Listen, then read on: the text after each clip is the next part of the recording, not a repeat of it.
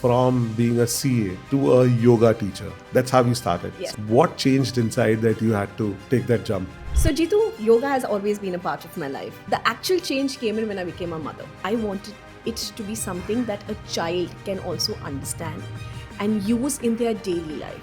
So it started with me wanting my daughter to get into it. Like I said, while finance gave me stability, yoga grounded me emotionally. In fact, the idea of Li'l Yogis also came when I was in a yoga nidra session, is when you do the shavasana and it'll help you sleep better.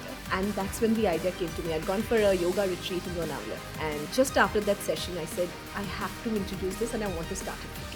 Even today, if you tell me to sit in a pose for more than 2 minutes, I won't be able to. So it must be really difficult teaching young kids. The whole purpose at that point of time is not for them to sit still and get a pose absolutely right. At that point of time, what we focus on, Jitu, is for them to be aware of what is happening in their body and what is happening with their breath. Which age group do you think benefits the quickest? I would say the age of 5 to 9.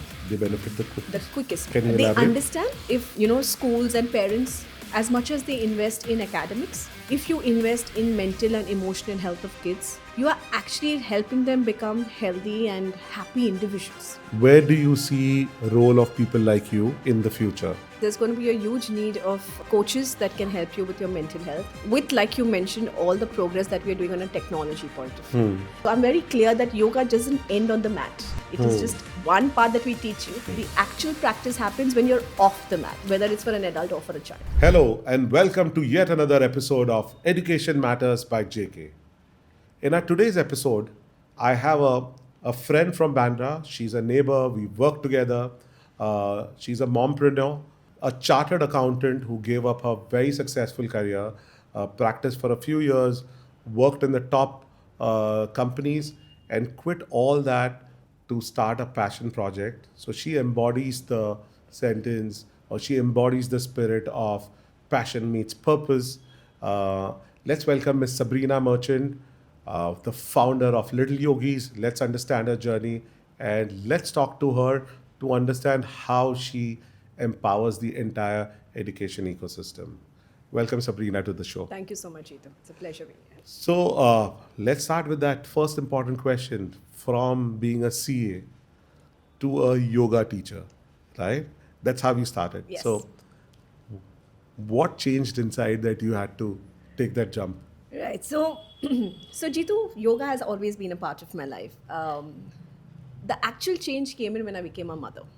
And I would not say in the first initial years, but when my daughter was around 5-6 years old, I wanted to start her yoga journey. And, yoga being yoga, lots of people find it very intense. They say, some people say it's so boring. How do you just make a child sit? What does a child understand? The spirituality and the health part of it. And that is where my entire calling and my purpose came in, is when I wanted it to be something that a child can also understand and use in their daily life. So it started with me wanting my daughter to get into it. Like I said, while finance gave me stability, yoga grounded me emotionally and mentally. And that was something I wanted my daughter to know. It was not just the physical aspect of it. It was more towards the mental and emotional understanding of herself. So as a mother, I wanted her to start with it. Did a little research in the city. There was not much happening. So took it on to myself, but was very clear that I couldn't just start off with my personal student knowledge. So got my certifications done. And it started with something in the house with my daughter, and obviously wanting to make it a little more playful. So we had stories, we had music, we had play dates, friends coming over, doing stories with them at that point of time. And from there that it started, it just grew. It just grew because kids loved it. I was loving every bit of it. Like till today, I think it's the passion that brings me back to it. And Yeah, I know it's definitely grown. I've seen your journey. Personally, we've seen your journey. You've been with Safari Kid, and you teach all our students. Across all the schools, across all the cities. I know all the big names also who've started inviting you, and you've started working with them. But what I'm interested in is that when did your personal journey because you said yoga was always a part of, yes. And the shift from doing something which was personal to you to, and you're teaching it to your child, that's when the company was formed, or where Yes. the idea of taking yoga to children came. Right. But when was your journey? When did you start your journey with yoga? So, like I said, yoga was a part of my school itself, but at that time also, I used to hate yoga at that point of time. I used to be like, why am I sitting here? Why am I breathing? Why am I asked to keep my eyes closed and focus on my breath? But at that point of time, it's very difficult for a child to understand the entire benefits that you're going through. But as once I got married and I shifted to Bandra, I had a teacher who I met in Bandra, and she actually linked the spiritual and emotional side to me. So before that, yoga was more of a physical thing. Like, you're doing your Surya Namaskar, you're doing your stretches, you're doing your poses. But she was someone who helped me connect with my breath. And in fact, the idea of Li'l Yogis also came when I was in a yoga nidra session, is when you do the shavasana and they'll help you sleep better. And that's when the idea came to me. I'd gone for a yoga retreat in Lonavala. And just after that session, I said, I have to introduce this and I want to start it for kids. So that yoga itself gave me that idea of yoga for children. So how many years did you practice yoga to become you practiced and you also did some course, right? So Right. So how long was that journey? So as on a personal level, my yoga journey has been on from the age of, say, 21. At the age of 36 is when I started Li'l Yogis. So it was a good 15 years of personal yoga journey that I was into. And then once I decided to start yoga for children, that is when I got myself qualified from the Yoga Institute in Mumbai, wherein I thought that if I have to pass on this practice, I want to do it in the right way. It was not half knowledge as a student, because your journey as a student is very different than a teacher. Correct. So I wanted to make sure I'm not doing anything wrong. And that's when I got myself qualified from the Yoga Institute. Wow, 15 years of yogic practice. Yeah. I've had my brush with spirituality in my younger days, but it was more meditation. It was never yoga, because even today, if you tell me to sit in a pose for more than 2 minutes, I won't be able to. So it must be really difficult teaching young kids. Yes, but when I say young kids, when you're talking about kids under 5, the whole purpose at that point of time is not for them to sit still and get a pose absolutely right at a right angle.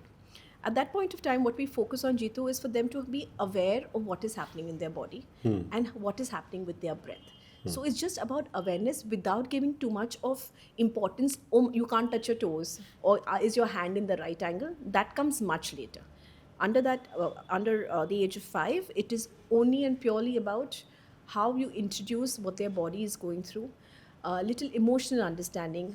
When they're angry, how is their breath? When they're running, suddenly your heart rate is racing. How does your breath go at that point of time? Vis-a-vis when you're just sitting with your eyes closed, how it cools down.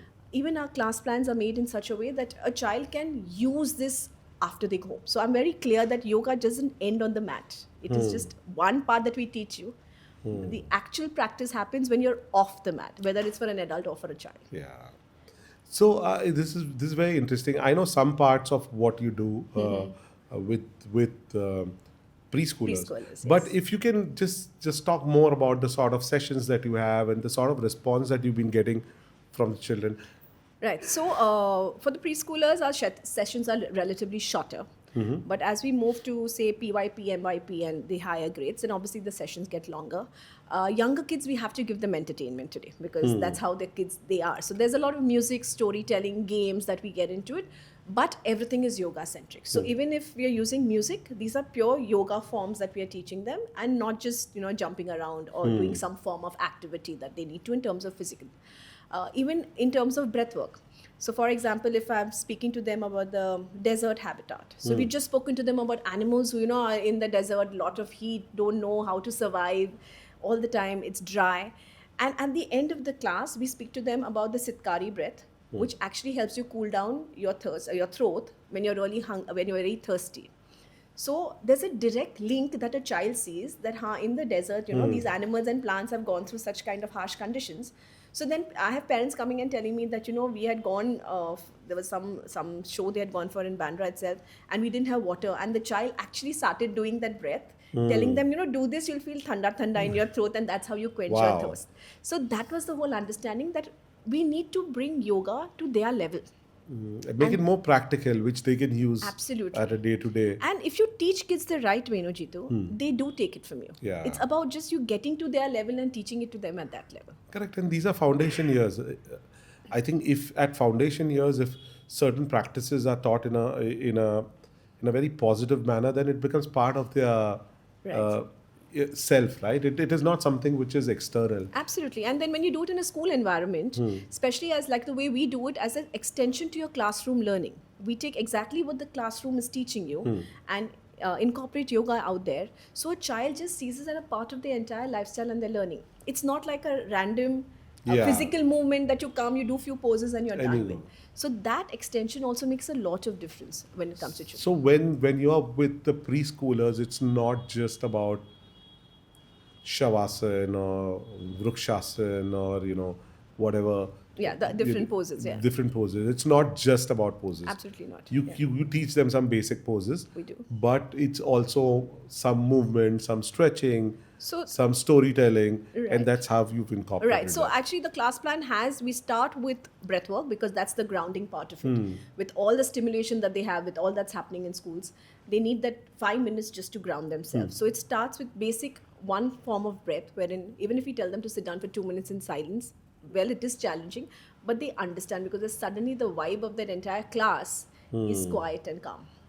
And then we use music for part of the warm-ups, and then we have themes. So every class comes with a theme. And then at the end of every class, now this is something we do not compromise on, is the shavasana. And you'll be surprised, even kids love shavasana. Especially even the older ones, when I do like from grade 4 to grade 12, the only request they come in is, Miss, can you put us to sleep today? Because they have so much happening in their head, Jitu. They just don't know how to cut off and calm down. This Today's is generation, the teenagers. Yes, you're this talking is your about? preteens and teens.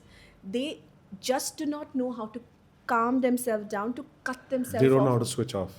Absolutely not. The minute they have a moment, it's social media, is something on the phone or on the laptop or they need to keep doing things. Yeah. Constant. It gets very difficult for them to do No, I this. know what you're talking about. I have a teenager at home. I have two, in fact. So I really know what you're talking about.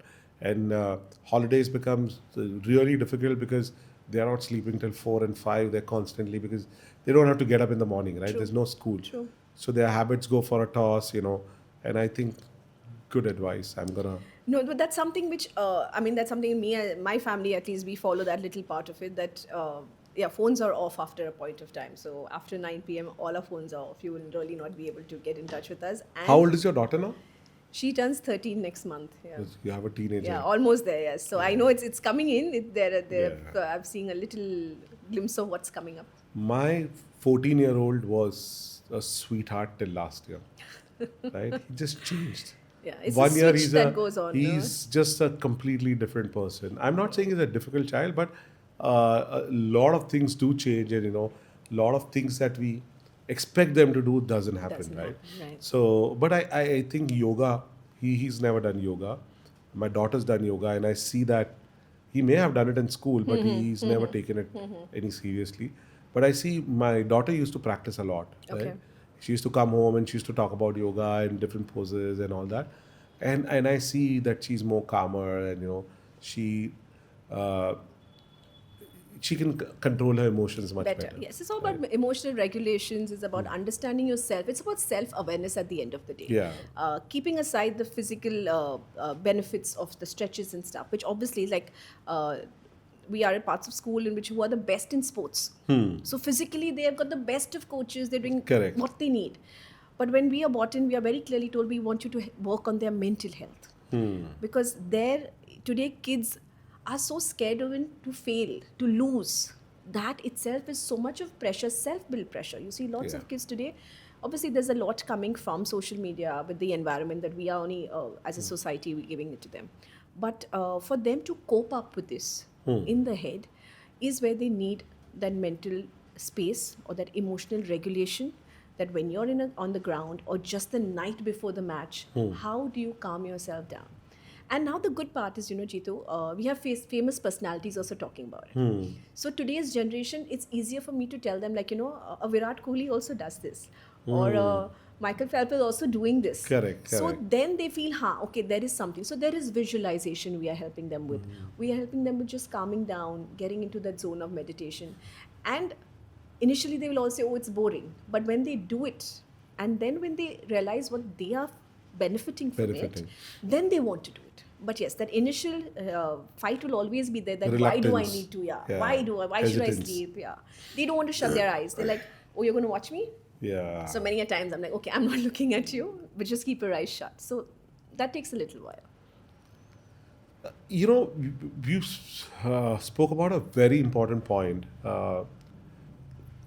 mental health, right? And we see this more and more in students. And you know, I'd never heard of a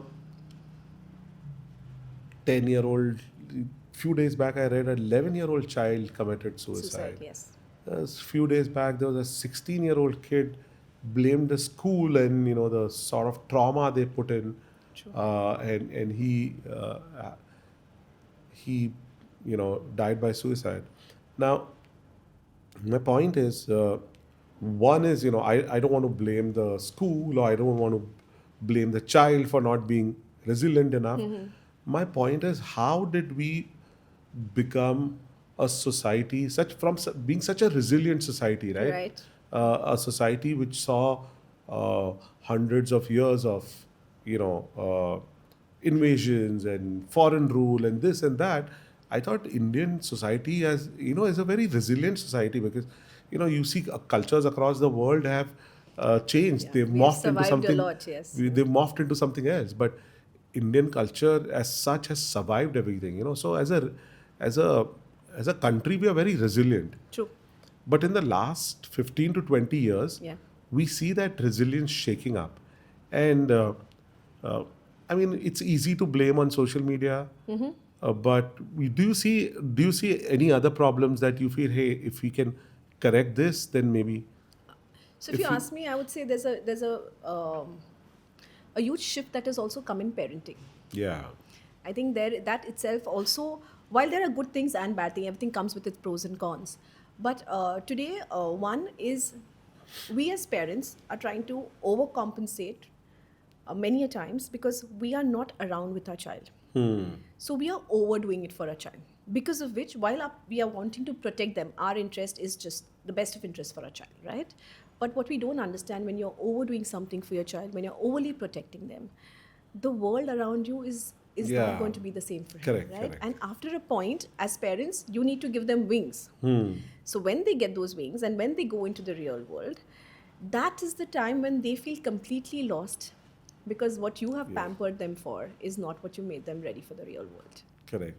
And I think we've, as parents, you know, what do you think about boundaries? I think the way I think I'm guilty in this, that we don't set the right kind of boundaries. You know, when it comes to hard work or chores, we have boundaries. We feel, oh, no, why should my child do this? You know, we'll hire some help, or you know, there's someone else to do it.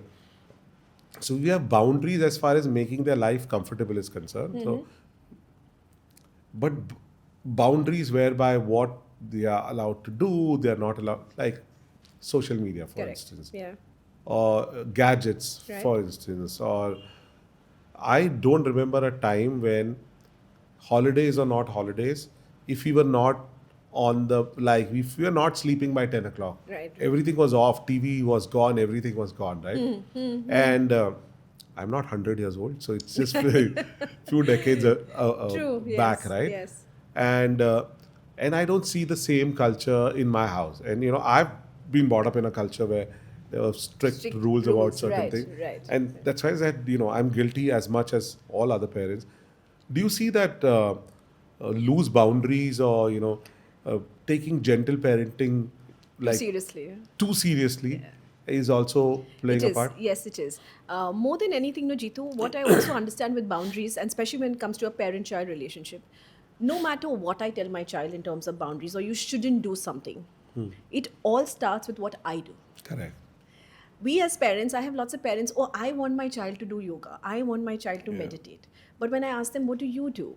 Do you have time? Do you take out the time to? And they say, no. No. So it all starts with you at home.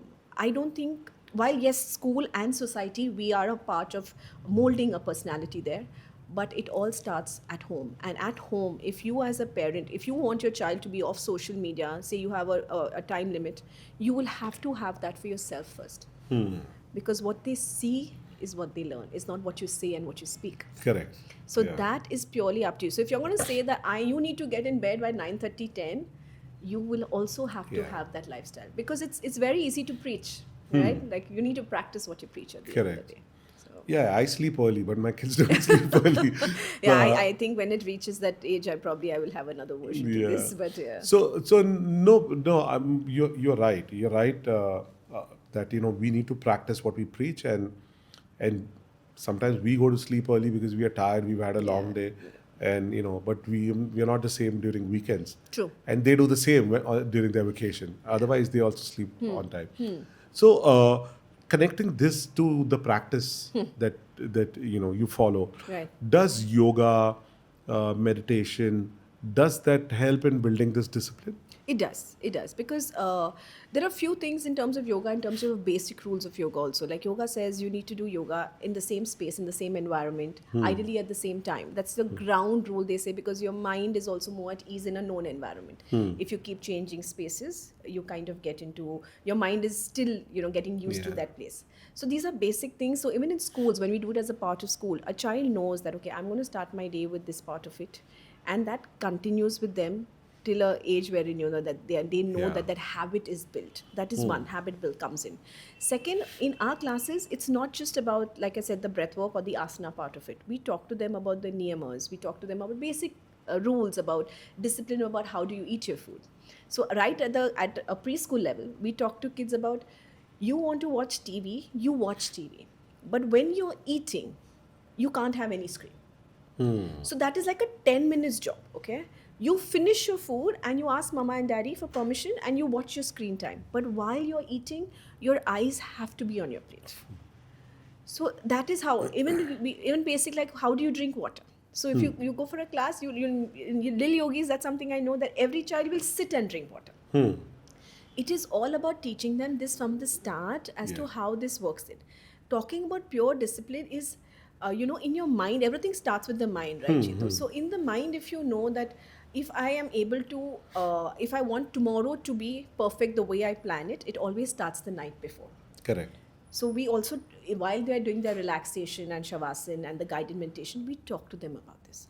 Why sleep is important, why that helps you recover from the entire day. And the best thing with kids is, like, even like a basic Padmasana today, kids struggle with that as young as 3 and 4 years old because of the sedentary lifestyle. We're always sitting on couches. We don't. They struggle with the Padmasana, but after 2 to 3 weeks, if they're doing it, and when they see progress in themselves, that's what brings you into the end. That's the trap then. So when you see yourself progressing, Yeah. the benefits that, and this is something that nobody can do it for you, right? Yeah. I also believe that a teacher appears when the student is ready, right? So everybody starts it at a different age. It's always better when you start earlier. But Because it becomes part of your second nature, right? I'm sure if I learned the right breathing technique at a very young age, it'll become part of my nature. I wouldn't know, oh, this is a technique. I would just feel that, oh, this is how you're supposed to breathe. right, that's the way it's supposed Right? to be, right? If you're angry, then just change your breath and Yeah. breathe like So this. that whole understanding of, okay, now this emotion, like we say, right, there is no emotion that is bad. It is your response to an emotion that makes the emotion bad. So many people say, oh, you shouldn't, my child is very short-tempered and gets angry. It's okay. Yeah. But what does How your you child do react, yeah. after that? Yeah. And that is something that you need to teach your child. If you're going to tell them run away from an emotion, that's creating worse situations. Yeah, no blocking emotions, no reacting to emotion, right? Absolutely. And even if you have to react, then you need to take the time to process that within yourself. Now, Yeah. you may process an emotion better than I do, but that is your individual understanding of that emotion. Also, what happens is many kids don't even know the emotion that they're going through. Is it jealousy? Is it something that... so they have very, very limited vocabulary when it comes to the good and the bad emotion. So there's love and there is hate. There's nothing in between. In between. But emotions also teach you so many things. Correct. Which we completely let go of that part of Yeah. it. So like I tell them, you're jealous is because then that's probably where you want to be. So look at that as your vision, that this is where you want to reach. Yeah. When you're angry, it teaches you your boundaries. So if something doesn't work for me, that's my boundary. So you know yourself better then. So then you need to be a little verbal with people who you feel are overstepping your boundaries. Correct. And then you know what you want and what you don't. So you have to just basically channelize it in the right way. So that's what the whole understanding should be, and that's when everything then falls in place if you internally are in sync. Yeah. So you're teaching preschoolers, you're teaching middle schoolers, you're teaching even teens, right? Yes. You're teaching up to 10th grade, No, we're also doing grade 12 now. grade 12 now, Yeah, so yeah. almost adults, right? Yes. Young yes, adults. Yes. So, uh, uh, do you see the response different of preschoolers to say teenagers to young adults? Do you see Absolutely, that? yes. Yes. It's a Right? vast, huge difference. Um, Who do you preschool, think? Which age group do you think benefits the quickest? I would say the age of 5 to 9, They benefit the the quickest. quickest, because Can you they elaborate? understand. So when I'm teaching like a preschooler under 5, like I said, it's more about awareness. It's about teaching them that okay, they can do this. We the whole understanding of doing it in a classroom, to play a game, to understand how your breath moves. That's just pure awareness that we're getting. Once they come to this age of 5 to 9, is when they are better with instructions, and you can have proper conversations with them. So then you can also give them an understanding that okay, if I'm doing an alternate nostril breathing, why am I doing that? So that's a conversation I can have at that age, of point of age and understanding. When it comes to preteens and teens, now they are on another trip altogether. They've already somewhere, the mind is already, it's molded into what they want and what they don't. So there's a lot of apprehension before trying anything new, especially yoga. If you tell them you go jump on the ground, they all want to be out there. But And also, I think their influence of peers is very strong at that age, right? absolutely. So yeah, that's another big one. But even individually, many of them will be like, especially boys, it takes them a while to go and tell their friends, oh, I do yoga. For them, it's like, yoga, but a boy is like, acha, why do you Yeah. do? So it takes, that's a little taboo that does come, unfortunately, in our country, though yoga comes from our country. But this age group, it's difficult to start off with them, because they feel, I don't know what am I getting into. Most of the times it's the mothers who will force them. So it's like it comes from the mother, but then thankfully so far it's always been that then they start enjoying the journey. But it comes because, like you said, one is peer pressure, one is the basic understanding of yoga in our country is it's meant for the old age. We are teens. What do we need to sit and breathe? Correct. But I think is- that's very important point that you made, right? I never thought about it that way. That when you talk about yoga, people think it's for old people, right? Young people want to go to the gym or yeah, lift they want something weights more or rigorous. They want Zumba. They want Pilates. They yeah, want to or do all play a the time. sport, Yeah, right? But not yoga. yeah. But So yoga is also, and I think you may be able to shed better light on this. Uh, if you do yoga strictly not from the, I'm not talking from the meditation point of view, but I'm talking more from the physical physical, part of the yeah, yoga yeah. point of view, is also great for recovery and Absolutely. avoiding injury, right? 100%. So all the sports, everybody who today the generation is into sports, which is great and that is needed. But also what happens is there are very few places that we come across wherein there's a proper warm up or a cool down.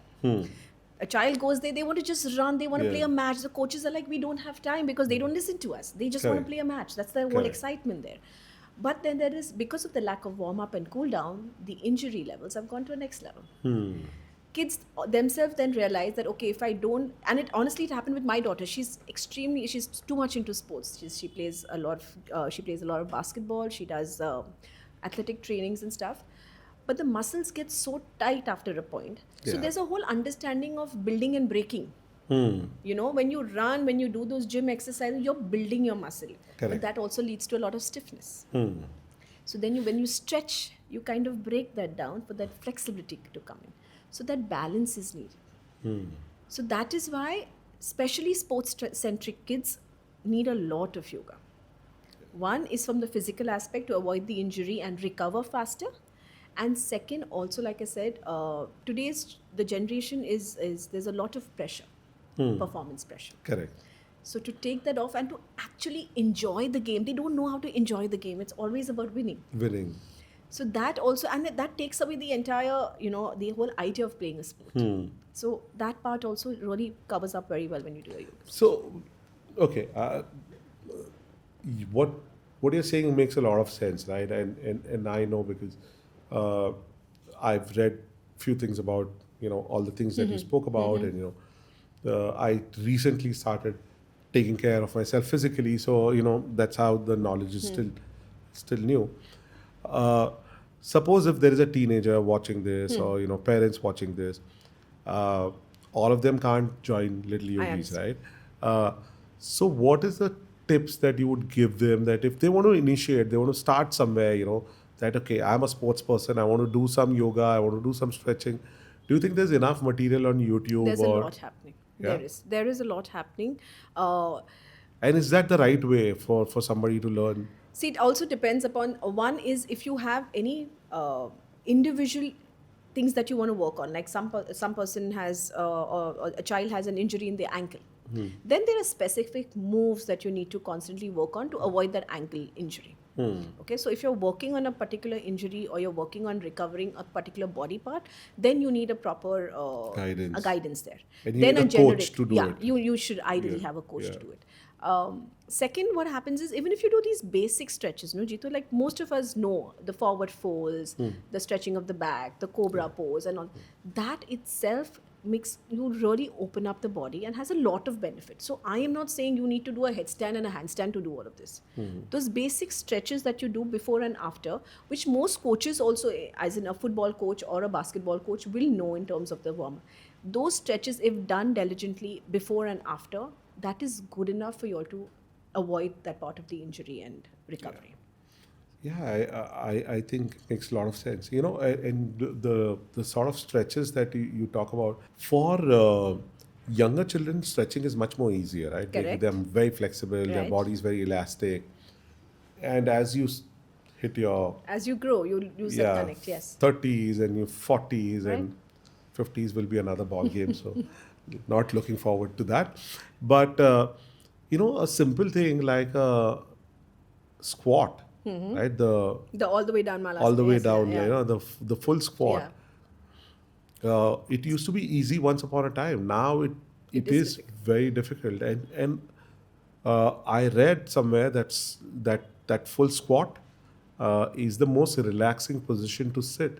And I know in the village when you used to go, you would see People some squatting, old yeah. man sitting in the squat position, Absolutely. Yeah. smoking away their BDs, or chatting with some Yeah, people. that's like a yeah. But I'm sure if I tell my friends who are in their 40s or in The their squat, 50s to yeah. do a squat, 100% of them won't be able to do it. Right. And do you see this also triggering a lot of health issues? Yes, it is. So I have also seen our generation also becoming now a little more health conscious. Yeah. Right. So we are hitting the gym. We are doing our runs. We are doing our walks. We are trying to hit that 10,000 steps or whatever your aim is, which is good. Which all at the end of it, all of this adds to your entire well-being at the end of it, right? Correct, yeah. So yes, that the position or the pose that you're talking about is great. It has a lot of benefits. It's something that we as humans, especially in our country, like you said, it was nothing new. We should all be doing that. But today, if you understand, we have so much of convenience, and we want convenience. We are not going even down to a shop to buy anything, Yeah. right? Because everything is at a click of a button. Basic housework also we have help. We are not getting into that. Correct. We are whether it's at work or whether it's at home, we are glued to a screen, which is again giving you so much of overload of data. So in the head also there's a lot happening. So you're handling your workspace, you're handling your family space, and then there's a third person who's constantly giving you that input or whatever you want to hear. Whether you're traveling, you want to just explore a country, you'll suddenly see only that coming up. Correct. Right? So there's so much of input that we are getting, and in that entire download that it happens in our system, we are somewhere lost as to what we need to do. Now, I am not saying everybody is a yoga person, right? But I also believe we are all born yogis at the end of the day, because when you see a newborn baby breathe, we all know that when the child breathes, when they breathe in, the stomach inflates, and when the child breathes out, you see the stomach deflate. You'll be surprised today, kids even at the age of 6 and 7 don't have this rhythm. The rhythm has only got reversed. So when they're breathing in, instead of the body inflating, your chest and your stomach opening up, the stomach is going in. Which Interesting. itself just shows. We also know that the current generation, as the human race is progressing, kids themselves are born with this awareness of how to use these gadgets, right? Right. So there is something that has in the entire ecosystem that has changed. That kids today don't need to be really taught how to use a Yeah, gadget. yeah. It's the subconscious mind that already knows how to do it. No, so I get what you're trying to say, but my point is that it's not that kids are designed and they know everything. It's the other way around. The way they've made gadgets more and more intuitive, that even a child, the minute they pick up, they know like what's happening. So and there, are, gadgets, songs like Baby Shark, Yeah. the song, Yeah. or there's another series I was talking, somebody was talking about it, that the minute the soundtrack of that It uh, plays, yeah. plays, the child wherever, whichever room, they'll just come. So all this is done because they want to get an audience as young as possible. So they do a lot of research, right, to make it more interesting for the For the child, child. to make the child get attracted towards it. So Interesting, yeah. and I do feel that it borders on unethical practices where we start attracting Attracting children them, yes. to gadgets and stuff like that. But yeah, we will come back to mental health, and we will there are certain things we can't do and we don't have control over. But what I think you especially have control over is how you can help parents and students and young children, how to cope up with their bad habits, and how to meditate. So I have a slightly difficult question for you. I don't know if you're not comfortable talking about it, we will not talk Sure. about it. uh, Sabrina, you are a practicing Muslim, Yes. parents Muslim, married to a Married to a Muslim, Muslim, yes. in-laws Muslim. Yes. You've been practicing yoga for, I don't know how many, 15, 20 years. Um, you were teaching your daughter. So, what was the reaction first within your family and your parents? Were they okay? Absolutely. Yeah. Yeah? Yeah, absolutely. No controversy around it? Not at all. In fact, I think my husband is my biggest supporter. He was the one who told me. So, I came from a typical corporate background, very happy, good package coming in, doing my work. He was always business. And the minute I told him about this idea, he told me just go for it. It is something that. So I was very apprehensive from a business point of view, but he was my biggest supporter when it came to starting it. There was absolutely no restrictions. There was no holding me back, coming from a religion's perspective. Because Jitu, what I strongly believe it is yoga was derived from nature. Okay, so whether you see the asanas or you see the breath work and all, it is something that is human nature. It is not a religion nature, right? Even the basic teachings of yoga, in terms, I'm not talking about now only the body part of it, but in terms of the other spiritual part of it, it is basic humanitarian use that you're teaching. And I also believe that every religion teaches you to be a good human. And that's exactly what yoga. So if yoga is telling you need to be kind to yourself or kind to others, or you need to speak the truth to others, or you need to refrain from hurting someone with your words or your action, these are just making you a good human being. Yeah, but I've heard some people say, if you do this pose, you are praising some god, or by doing this pose, you are praising that god. No, I don't think there's anything to do with any god out there. Yeah. Yes, there, because it comes from India, and the words there are the roots are in India. So many people look at it as a Hindu practice, but like I said, there's nothing as Hinduism in it. So. Yeah.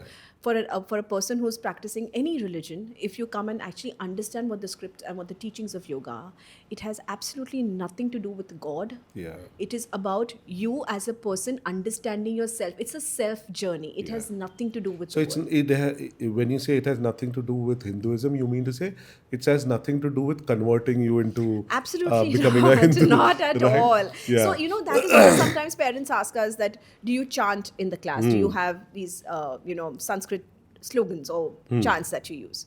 Which we actually don't, to be honest. So instead of, when we do the Brahmari, we also stick to basic, we just use a hum. We don't generally use Om as the word there. Yeah. But then kids do come and say, can we use Om? Because they Yeah. probably have seen their grandparents do it, or somebody Yeah. in the house practice. And we're like, please go ahead. Yeah. So if you're comfortable, you do it. Or you just stick to a basic hum. And then we call it as a bumblebee breath. You're buzzing it out. Yeah. So we have tweaked that as well to cater Correct. to what the current mindset is. But it has nothing to do with converting you or pushing you towards a path that And in your practice, you never thought that it was Never. it was trying to change your No, religion. it never did. And it Yeah. never taught me also anything which I don't think any religion doesn't preach. Every religion preaches No, I peace think I and think getting something helping you to be in better control of your emotion through breath work. I don't think so. You can classify it as Totally. X religion or Y religion, right? Absolutely, yeah. If we start classifying breath works as Hindu or Muslim or Catholic, I think yeah, it's at the that's end. going to It be is end of humanity. The day absolutely. So that's we do exactly why I that. said that it preaches humanity. It is all about you being a good human Human being. being, yeah. Nothing to do with what your personal choice of religion or faith is. So basically, well-being, True. right? And how do you take care of your mental and physical health? Yeah, and it's all about you. I think it's one place which teaches you self-care, to be a little more selfish towards yourself. You know, which we in the world that we are living in, it's so fast-paced, we really don't have time for all of this. See, this be selfish. I have this friend who uses a very good word. His name is Parvez, and he never says selfish. He said Self-love. this is self-ishq. Selfish.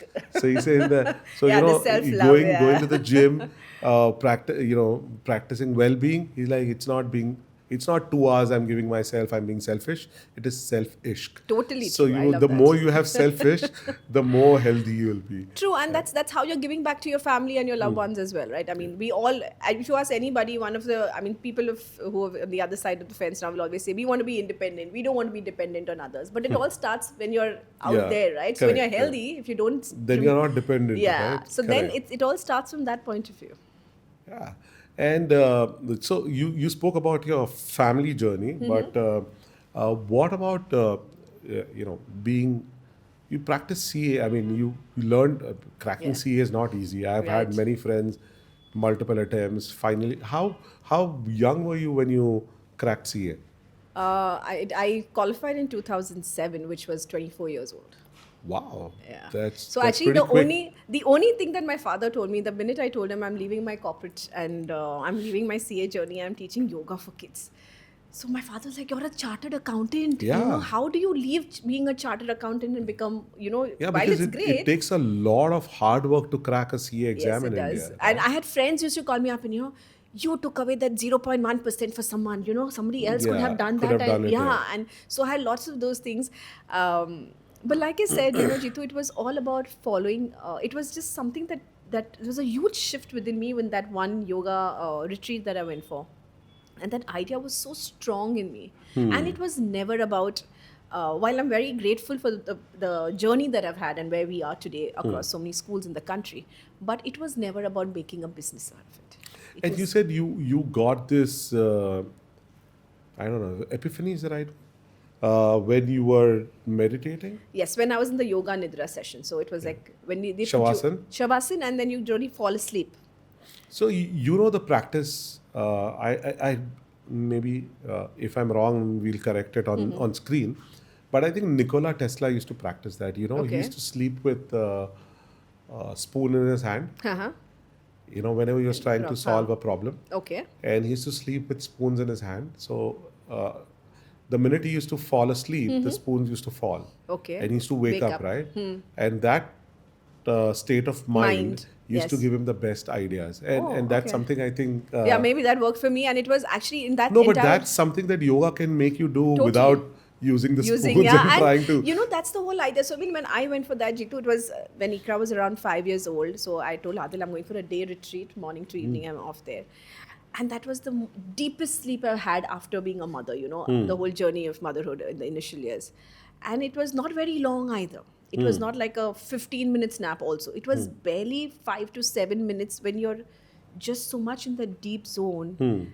And that's when I woke up and it felt so good. It was a state of complete oneness that you feel with yourself, and you're in complete control of what's happening inside you. And you So that saw was- your purpose. Yes, it was actually that. And today, see, it's easier today, I'll be very honest. For lots of people ask me this, like you said, that how do you live a thriving career? You're a chartered accountant. And one is, yes, I was blessed to have backup from my husband as well, as in he said, try it out. Second, it was completely driven by passion. More than I'll also be very honest, instead of, at that point of time, it was not spreading the practice to the world. It was just giving it to my daughter. Okay. And I'll be also honest, lots of mothers ask me this, that does your daughter practice yoga? Like, she must be a yogini. And I'm like, she doesn't. But the fact that she sees me practice so much, and like I said this at the start as well, there are times I will see suddenly catch it. I remember during COVID times, she was doing online school and she had to narrate. At that time, she was just in grade 2. So she had to recite a poem or something.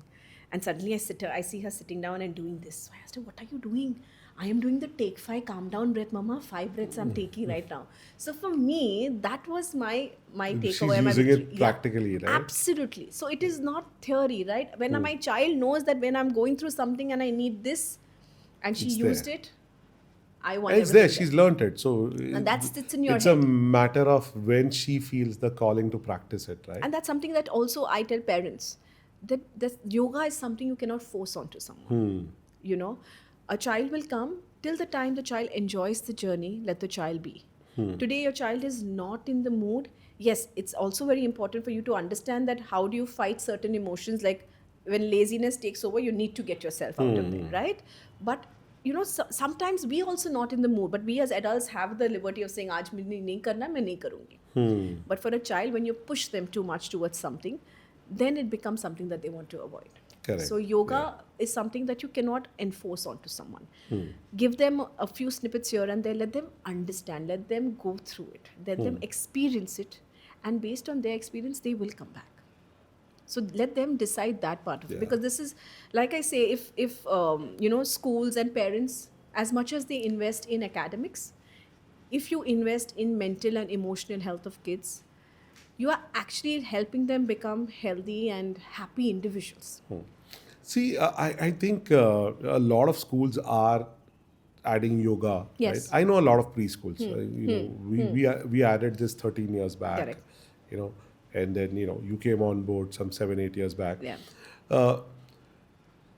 I see a lot of schools talking about yoga, and sometimes when I see all these things, I also feel that this is a fad, because one school will start it, some other school, Wants to. is forced to add yoga to their curriculum, because otherwise we'll be Left out. and parents will ask, "Acha, you're not teaching yoga." Correct. Not that the parents are also interested deeply in it, Yeah, but they feel, why is this option not there? I hear you, yes.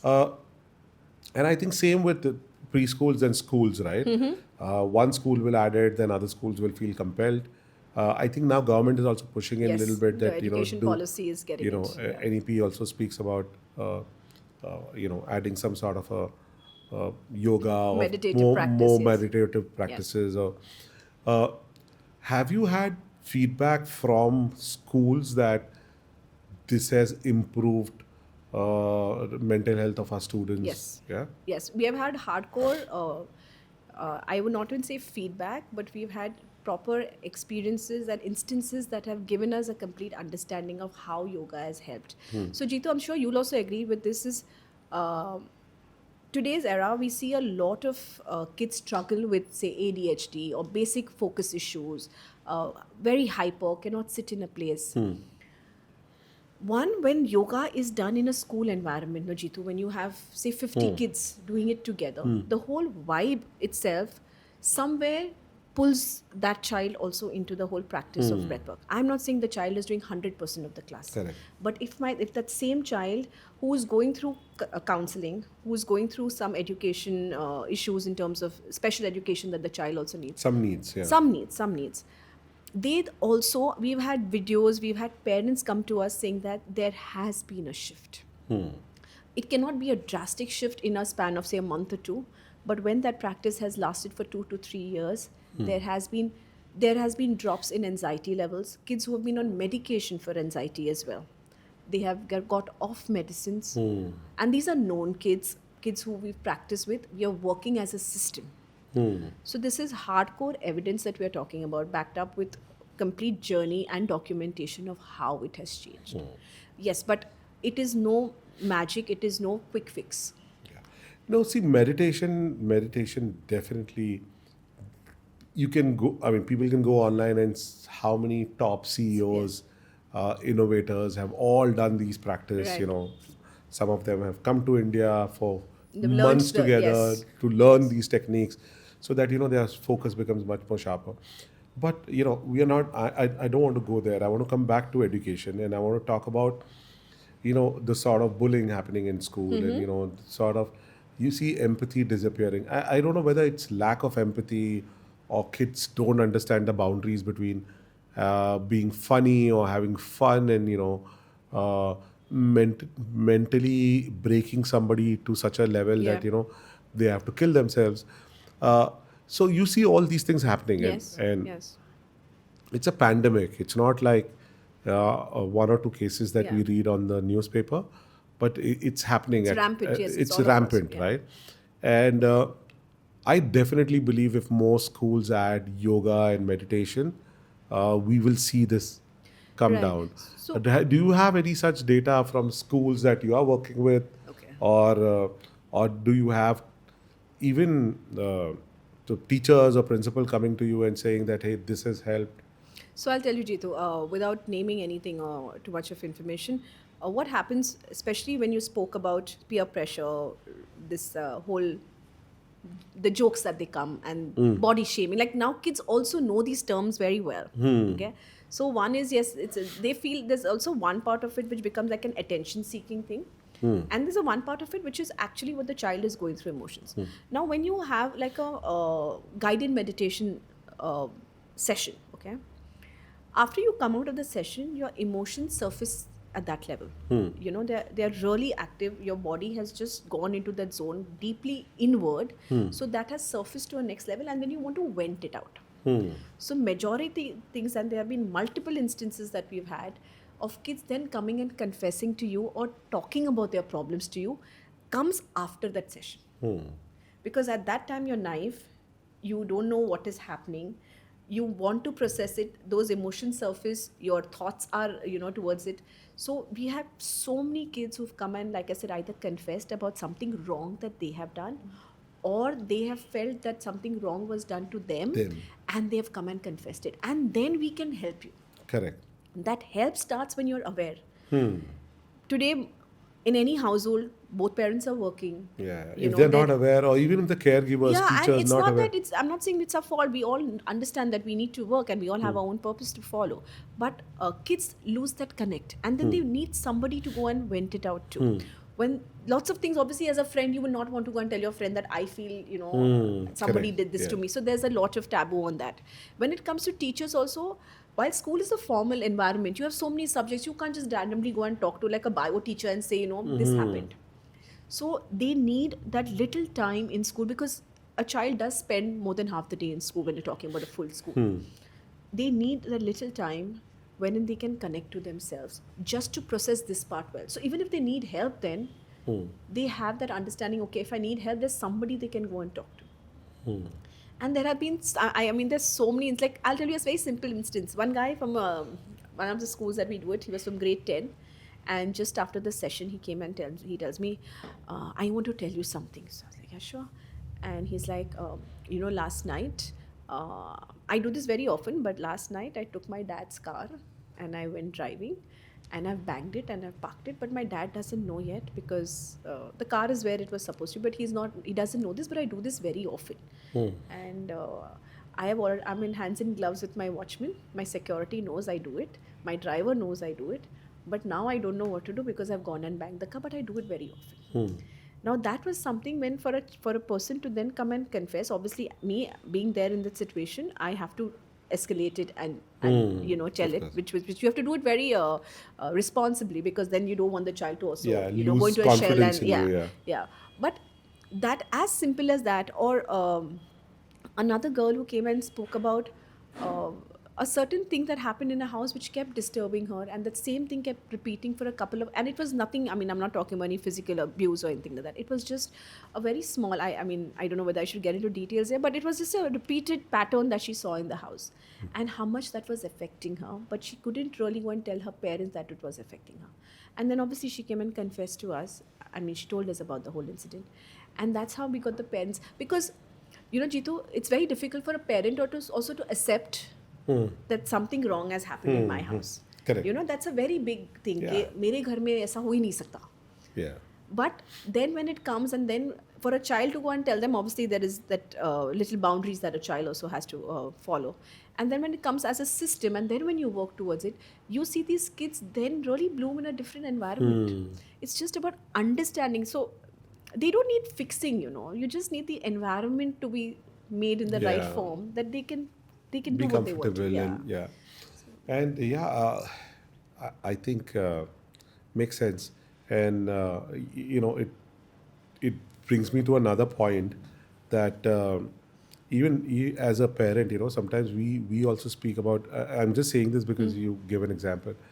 We say certain things about our children in front of others, and we might mean it as a joke, but kids don't like it, right? Absolutely. And it bothers them. And because I think I have a good relationship with my son. He came and he told me, I don't like you sharing this part about my life Life, yeah. to your friends.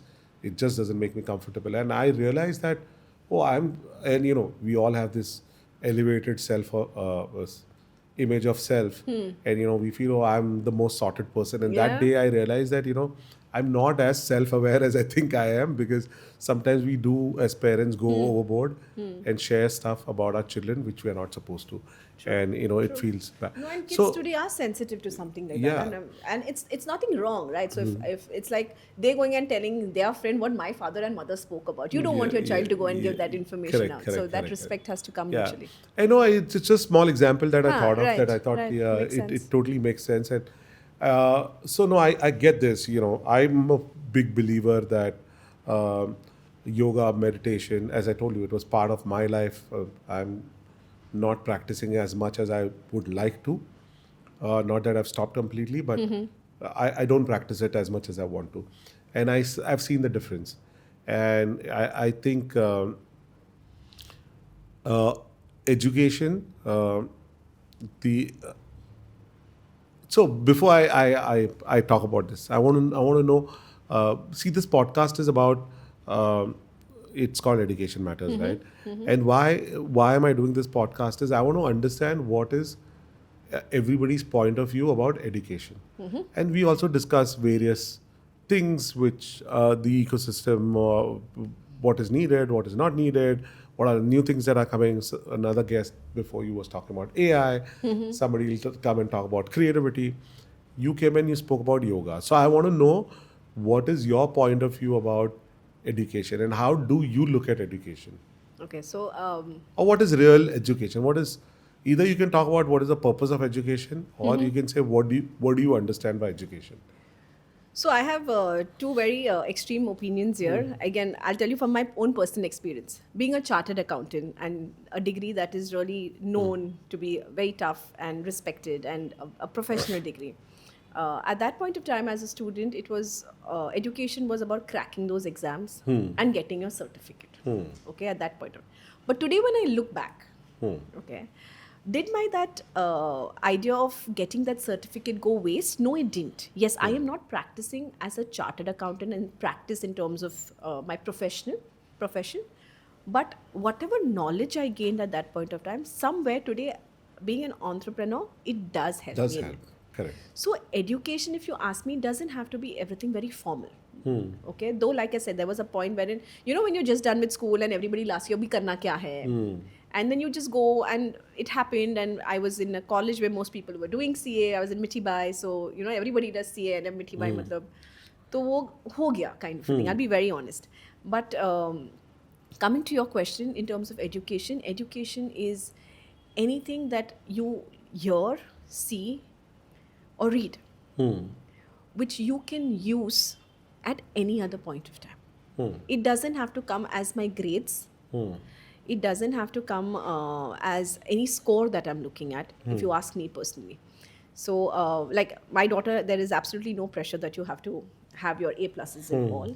It is one about the effort you put in when it comes to learning something, and then what you have learned, how do you put it to use. Correct. The education, gaining all that knowledge and then not using it, is an absolute waste. Correct. So any knowledge that can be put to use in whatever you're doing in your life is my understanding of being educated. Interesting.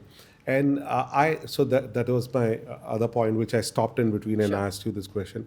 I do believe that yoga and meditation forms a very important part of education because, uh, as you rightly said, right, if you're learning something, and when you are learning CA, I think you also learned a lot of other soft skills, right, which you can now use as an entrepreneur. And it's not like just the balance sheet part of Sure. it, right? Yeah. I'm sure it's when they were the pressure of cracking that exam, True, right? and about also giving, so not that I qualified in the first go, I'll be very honest. So I split my groups. I gave one group twice to go back So the to start. rejection, Yeah, the failure, absolutely, yeah, yeah, and yeah. when you start your business or when you start a passion project, then that rejection doesn't break you, Scare you too right? much. Yeah, it Or doesn't doesn't. scare you. You It feel doesn't. no, I know it. I may fail once, twice, but third time I'll get it. Yeah, and no matter how much of a formal education you have, you'll always have failures, no, Jitu? So And that's why I feel yoga and meditation is extremely important because there is such a critical piece which the world moving towards digitization and true. automations and AI AI. Yeah. and robotics, where our life is going to become more and more easier. True. Like, what we spoke about, a simple squat, which is supposed to be the most relaxing position for a human, now we can't do it, True. right? Because we are all sitting on chairs. Now, chairs are not bad. True. I mean, they are. Like the balance that you need in yeah, between. Yeah. but we chose convenience over long-term health, Right. and we forgot the squat. Uh, but negative health effects. So with all the progress, right, somewhere our mental health uh, is going to get affected even more, and that's why I really admire people like you who are um, using these practices, Thank teaching you. other children, and more power to you. Thank you so much, Jitu. And uh, where do you see? So this is my last question. Where do you see role of people like you in the future? Do you think it's gonna? I think it's gonna increase, but how do you It look is. at it? No, it is. It is. There's going to be a huge need of coaches that can help you with your mental health. With, like you mentioned, all the progress that we are doing on a technology point of view. There's going to be, that's something that I really dread is very soon. Today, if I need anything, I have a chat GPT I put in my question. And to be honest, then most of the things what chat GPT tells me is what I follow. So if chat GPT tells me, no, you planned it like this, but you should have planned it this way, I will put aside my plan and I will do exactly what chat GPT is telling me. But imagine the next generation, will they actually ever have their own plan? Will they actually know that what they should be doing? So you need a grounding technique to stay connected with your true self. And that is why where the whole progress or the whole idea or the whole journey of yoga or meditation or mindfulness comes in. To just stay connected, to know the difference between what is told to you vis-a-vis what your heart wants to follow. Because that connection, at the end of the day, Jitu, today, the space that you and me are in, we know at the end of the day, a good day is where you are happy with yourself, irrespective of the money that came in or the deals that Correct. you made or whatever. But that understanding of what makes me happy will only come when you are connected with your true self. Correct. Yeah. And that connection, which we might lose, is where coaches like me will be needed, is what I feel. Yeah. No, beautifully said, because I totally resonate with it. Happiness is so personal, right? What might make me happy might not make the other person happy, right? So it's a very personal milestone. And, I think by being very mindful and, meditation, it just makes that more balanced and more human. That our, human touch, yeah, more than just our pursuit of mechanical. happiness it doesn't become just materialistic. Absolutely. Right, it becomes more human.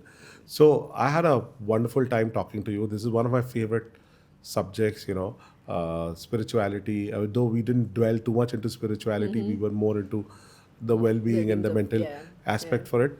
Thank you very much. I had a really good time. Thank I you. hope you had a good time too. I had a wonderful time. It's been such a meaningful conversation to have. Yeah. And I hope people listening actually take something out of it and start their journey as well. Yeah, Wherever. so if you're listening, please like, share, and follow us. And if you would like more tips on yoga, do comment. Tell us what do you want. If you need some videos, you need to get in touch with Miss Sabrina. Get her course into your school. We would be happy to write back to you and share all the information. So thank you, Miss Sabrina, Thank you for again. coming here Absolute pleasure. to the chat show. Thank you everyone for watching, and please like, share, and subscribe. Thank you.